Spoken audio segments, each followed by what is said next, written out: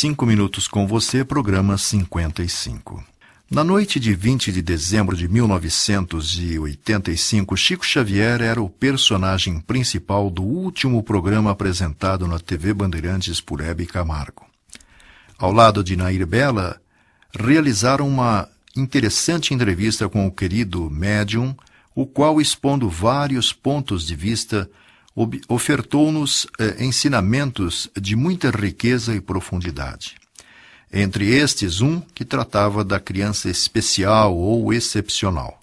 Referindo-se às mães de portadores de qualquer deficiência, Chico disse que os filhos excepcionais são confiados tão somente às grandes mulheres, as que têm capacidade de amar até o infinito.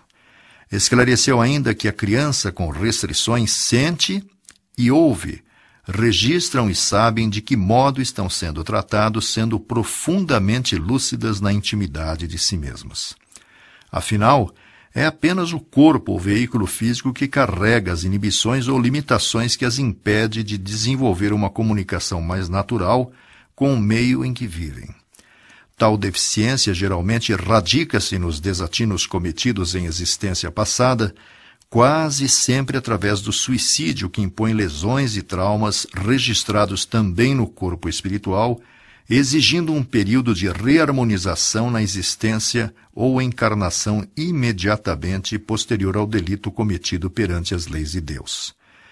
Demonstrando isso, 8 anos antes, Chico psicografou em Uberaba, na reunião pública de 23 de setembro de 1977, belíssima carta de uma jovem desencarnada 2 anos antes na cidade de Santa Isabel, localizada e pertencente à Grande São Paulo.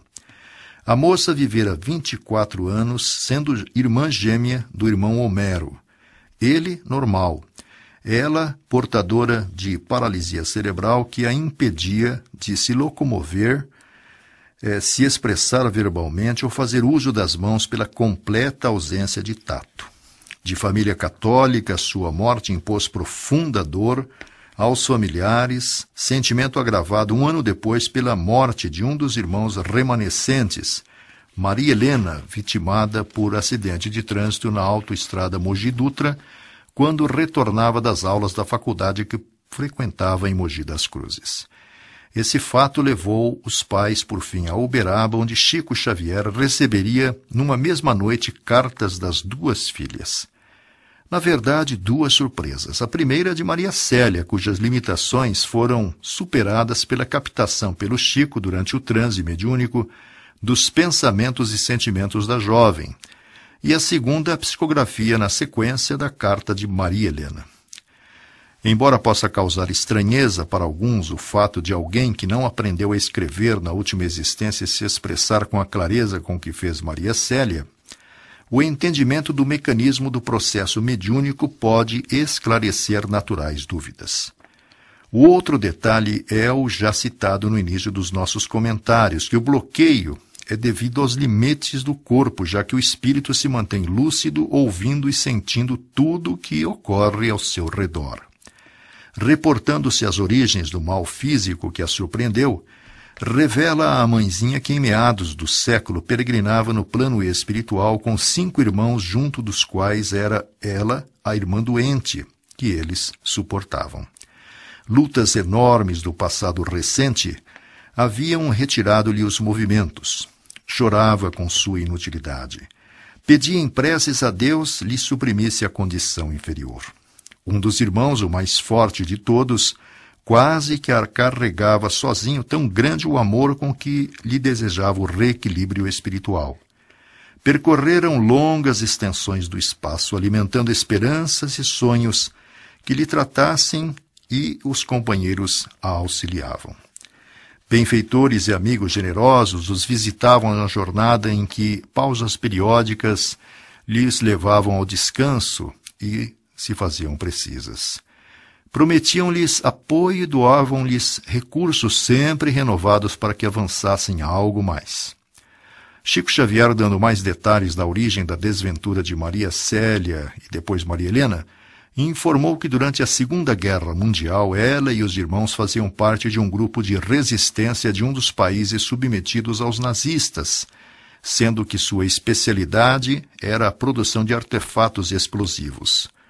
Um dia, uma falha ocasionou a detonação que causou a morte de todos ao mesmo tempo, sendo ela a mais atingida, visto que era a idealizadora dos artefatos por ela produzidos. Seguindo com sua narrativa, Maria Célia conta que houve um dia em que chegaram a um local de grande encantamento e encontraram um tronco de luminosa beleza. Flores despontavam dele, prometendo maravilhoso futuro.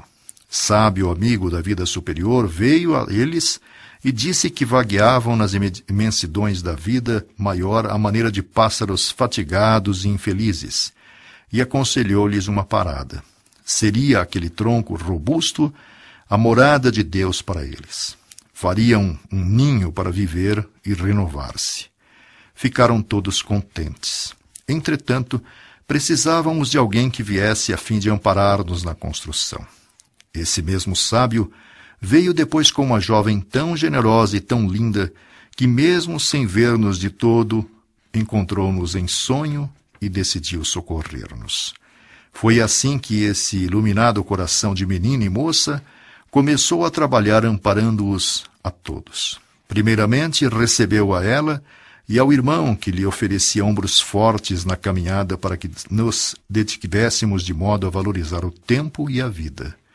Os outros igualmente foram acomodados por ela em ninhos formados com imenso amor. Mais à frente, ela acrescenta: os sacrifícios dela foram heróicos. Dedicou-se inteiramente ao ninho em que se achava. Sabendo que não se movia, era ela os seus braços e suas mãos. Porque ela nada pudesse falar pela enfermidade que trazia, ela própria lhe contava lindas histórias que ouvia ela em silêncio, dando-lhe o sinal de que compreendia quando se comunicava em seu amor. Nunca mais essa jovem a abandonou. Saiu das festas, esqueceu as alegrias da juventude, nunca a viu irritar-se ou desanimar. Maria Célia prossegue resumindo o que foram aqueles 24 anos de dedicação da mãe, pai e irmãos em favor de sua recuperação. Uma linda carta de gratidão a todos, confirmando que apenas o corpo demonstrava limitações. O espírito a ele ligado mantinha-se lúcido, percebendo, como já dissemos, tudo o que ocorria ao seu redor.